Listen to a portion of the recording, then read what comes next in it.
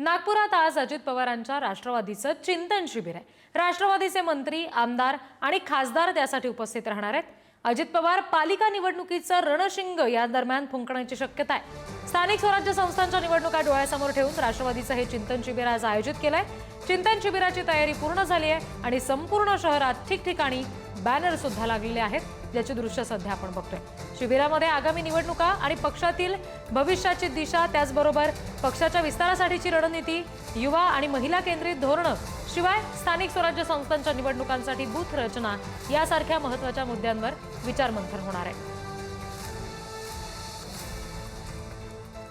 आणखी तपशील आपण घेणार आहोत। प्रतिनिधी संदीप राजगोळकर आपल्याशी सध्या जोडले गेलेले आहेत। संदीप, आपण बघतोय की आज विचारमंथन तर राष्ट्रवादीचं निश्चित होणार आहे, पण आपण काही वेळापूर्वी जी बातमी बघितली की छगन भुजबळ यांनी म्हटलेलं होतं की आंतरवाली सराटीमध्ये दगडफेक जी झाली त्याच्यापूर्वी जी बैठक झाली त्याच्यात शरद पवारांचे आमदार होते आणि त्यांनी हा दावा केल्यानंतर अजित पवार म्हणाले होते की माहिती घेतो भुजबळ नेमकं काय म्हणाले, त्यानंतर त्याच्यावर बोलतो।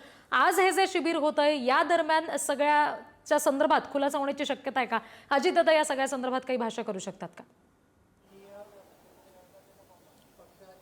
अगदी छगन भुजबळ यांनी केलेल्या वक्तव्यानंतर काही तासातच आता हे नागपूरमध्ये शिबिर होतोय रीती आपल्याला माहिती आहे। गेल्याच आठवड्यामध्ये नाशिकमध्ये राष्ट्रवादी काँग्रेसचं म्हणजे शरद पवारांच्या राष्ट्रवादी काँग्रेसचं शिबिर झालेलं होतं आणि त्यानंतर उपराजधानी नागपूरमध्ये हे शिबिर होतंय। आपण ही थेट दृश्य पाहतोय।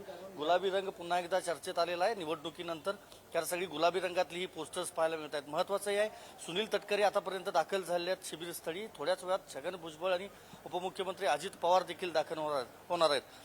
भुजबळ यांनी जे दावे केले आहेत, अंतरवाली सराटी असेल किंवा शरद पवारांना जो सवाल विचारलेला आहे त्या संदर्भात नक्की आज चर्चा होऊ शकते असं म्हणता येईल, कारण अजित पवार आणि छगन भुजबळ हे स्वतः दोघंही या शिबिरामध्ये सहभागी होणार आहेत। अजित पवार यांनी सांगितलेलं आहे भुजबळांची भूमिका समजून घेणार, तर दुसरीकडे काल सुप्रिया सुळे यांनी देखील त्यांना उत्तर दिलेलं होतं की अशा पद्धतीने हे वक्तव्य करणं भुजबळ यांचं चुकीचं आहे, ते वडिलांसमान आहेत, मात्र त्यांचा म्हणजे मान राखून मी हे त्यांचं वक्तव्य जे आहे ते नाकारते असं देखील सुप्रिया सुळे यांनी म्हटलेलं होतं।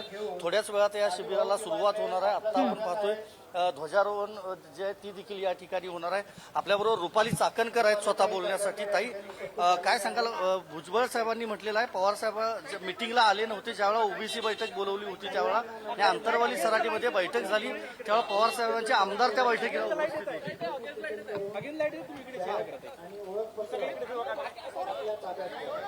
मी खरं भुजबळ साहेब काय बोलले ते मी खरं ऐकलेलं नाहीये, मी माहिती घेते आणि बोलते।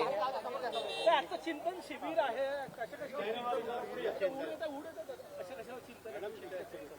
खरं तर कोणत्याही पक्षाची एक वैचारिक बैठक असते, तसा राष्ट्रवादी काँग्रेस पक्षाचे राष्ट्रीय अध्यक्ष आदरणीय अजितदादा, प्रांताध्यक्ष आदरणीय सुनीलजी तटकरे साहेब, आमचे राष्ट्रीय कार्याध्यक्ष आदरणीय प्रफुल्लभाई पटेल या सगळ्यांनी जो निर्णय घेतला आणि हा विचार आहे तो शिवशाहू फुले आंबेडकरांचा आहे। चिंतन शिबिर आज होतंय। खरं तर वर्षभरामध्ये 2-3 वेळा अशा पद्धतीच्या बैठका आणि शिबिर झालं। कार्यकर्त्याला एक विचार देत असताना एक वैचारिक बैठक आणि त्याची मांडणी ही पक्षाच्या माध्यमातून केली जाते आणि त्याच्यामुळे सगळ्यात पहिलं चिंतन शिबिर हे रायगडला झालं होतं, त्याच्यानंतर शिर्डीला झालं, आज नागपूरमध्ये होतंय। त्या विभागामध्ये जाऊन तिथल्या कार्यकर्त्यांशी संवाद साधणं आणि पक्षाची विचारधारा ठरवत असताना येणाऱ्या कालावधीमध्ये स्थानिक स्वराज्य संस्थेच्या निवडणुका सुद्धा आहे, हे सगळं करत असताना महायुती सरकार म्हणून असेल, राष्ट्रवादी काँग्रेस पक्ष म्हणून असेल, पक्षातील मंत्री महोदयांनी घेतलेले निर्णय असतील, हे सर्वसामान्यांसाठी आहे। कष्टकरी, कामगार, महिला या सगळ्यांसाठीचे निर्णय आहेत। ते प्रत्यक्ष अंमलात आणले जात असताना ते तळागाळापर्यंत पोहोचवणं आणि त्या अर्थाने खरं चिंतन शिबिराच्या माध्यमातून कार्यकर्त्यांना ऊर्जा देणं हा